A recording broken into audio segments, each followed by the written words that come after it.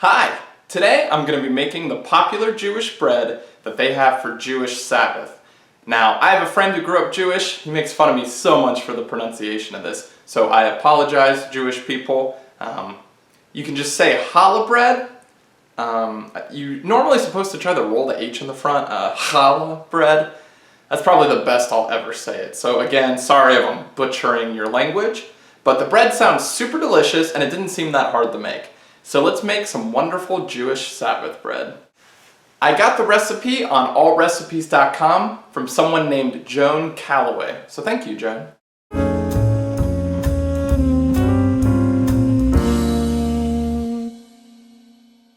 Now in a large bowl, you need 2.5 cups of warm water. Now, if you've baked a little bit or made breads, you know that warm water is almost always 110 degrees Fahrenheit. You also need 1 tablespoon of active dry yeast. Sprinkle that on top. 1 tablespoon is also 1/2 ounce, so typically 2 of the store-bought packets. So make sure you sprinkle that evenly over top. Then we need to beat in 1/2 cup of honey,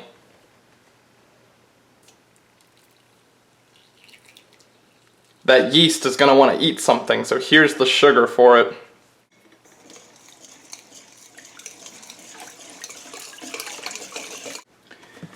Beat in 4 tablespoons of vegetable oil. 1, 2, 3, 4. And I'll say, unlike most other breads I've made, you don't let the yeast foam. You don't give it time to foam up. So that's a bit different than most breads. Mix in a tablespoon of salt.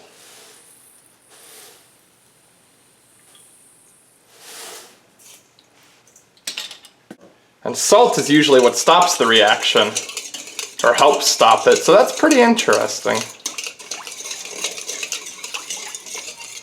Then you need to beat in 2 eggs, 1 at a time. And I got out my eggs earlier so they could warm a little bit.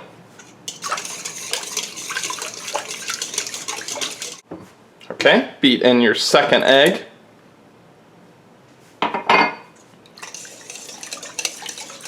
Really make sure you break up the yolks. Now we need to beat in 8 cups of all-purpose flour. And switch from a whisk to a wooden spoon, because this is going to get thick and hard to stir. You can use a wooden spoon for the first couple of cups. Then eventually you're just going to want to knead it in with your hands. So get ready for that. So that's our first cup.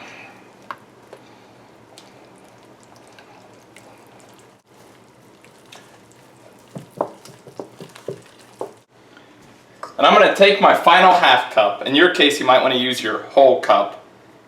And I'm going to spread that out as the kneading surface for this bread. I'm oiling my hands up nice and neat with some shortening. That way I can knead the dough without it sticking to me.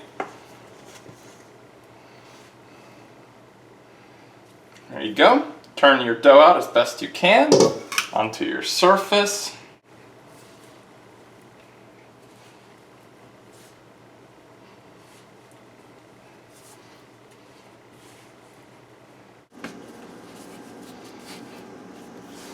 And what I really like to do too now is we need to let it rise. It didn't say in this recipe, but what you typically do with doughs when they need to rise is you grab a bowl, you pour a little bit of oil in them, then you take your dough, you put it in, spin it around so it gets covered, you know, that way this isn't going to stick to the sides as it rises. Then this whole time that you've been washing your hands, dry them on the same towel. That way this towel gets nice and damp. You know, it's not dripping wet, but it's soaked up a lot of water. Then cover this with your damp towel completely. Then preheat an oven to 200 degrees and let it warm up just for like a minute or two at the most. Then turn the oven off. So now we've created a nice warm place. Get your dough in there that's covered with a damp towel. Now let it rise. Alright, so take a flat surface and spread a little flour out on it. Because we're going to punch down the dough that we let rise and then knead it a little more. And this is always one of my favorite parts. Check this out. I love the reveal when you see how much it's risen. Whoa! Check that out. It's huge now.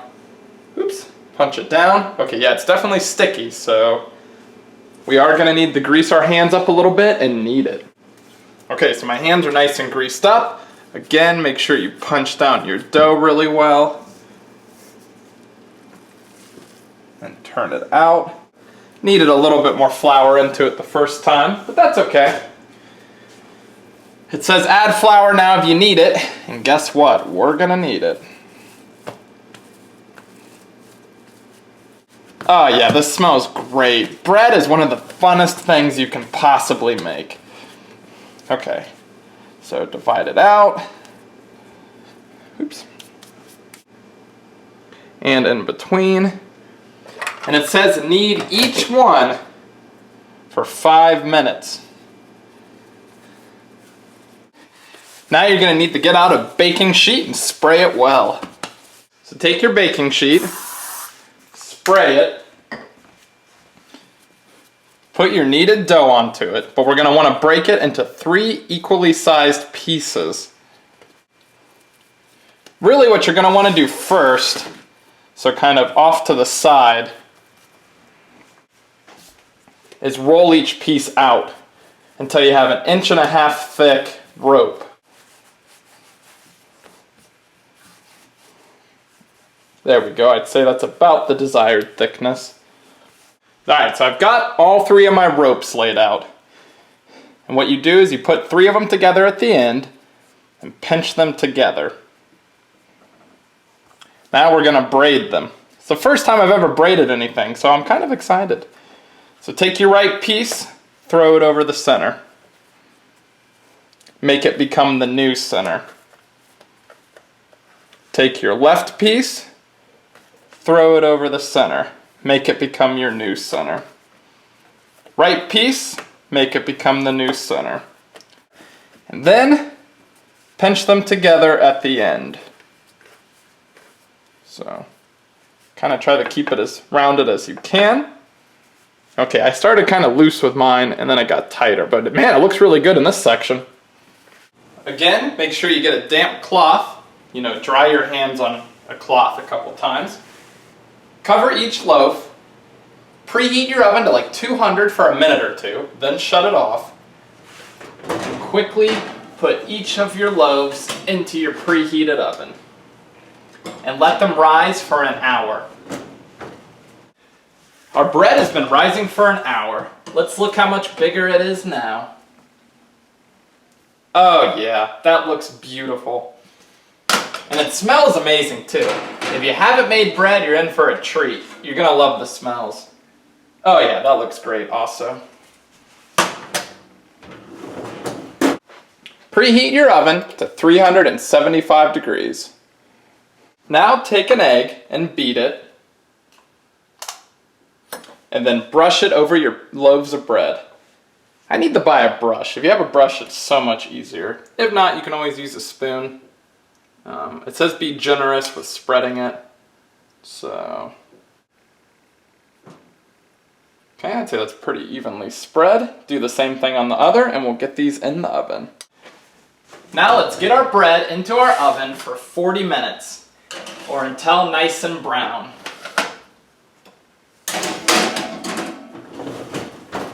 It's only been 20 minutes, but my one on the top rack definitely looks done.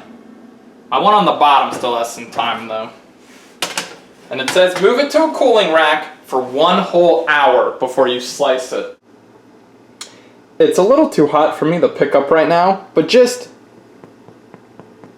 knocking on the top even, I can hear the hollowness. So that's good. I think this one turned out delicious. All right, I got my, I'm just gonna say challah bread. I'm not even gonna try to put the roll on it. Got my challah bread on a plate, put some honey on it. That's good. I made a lot of breads before. It's good, it's fluffy, it's full, a little sweet. Tastes a lot like a lot of breads I've made. I can't really tell the difference between this and a lot of traditional white breads. But either way, they're both amazing. So if you want some delicious challah, look no further. If you like my video, please subscribe. You can do it, follow my steps, and you'll make a delicious bread. Be proud of yourself and split it with everyone you know, because really it makes a lot.